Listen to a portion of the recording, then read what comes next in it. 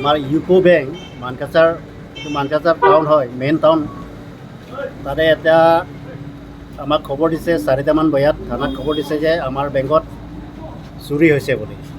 তাৰপাছত ইমিডিয়েটলি মই থানাৰ পৰা মানুহ পঠাই মই হাচিঙিমাৰীৰ পৰা 2টা DSP পঠাই লগে লগে পঠাই পেলাই ইয়াত দেখিলোঁ যে সিহঁতে কোৱা মতে 12 লাখ টকা চুৰি হৈছে বুলি কৈছে।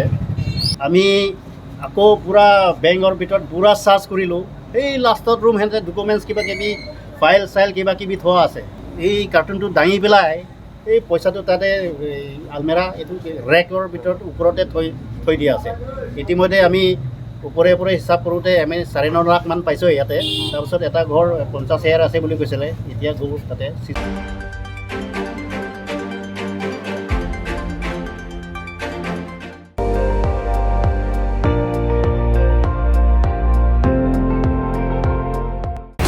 আপুনি চাই আছে ND24, সৰ্বশ্ৰেষ্ঠ নহয় সৰ্বোত্তমৰ দৌৰত।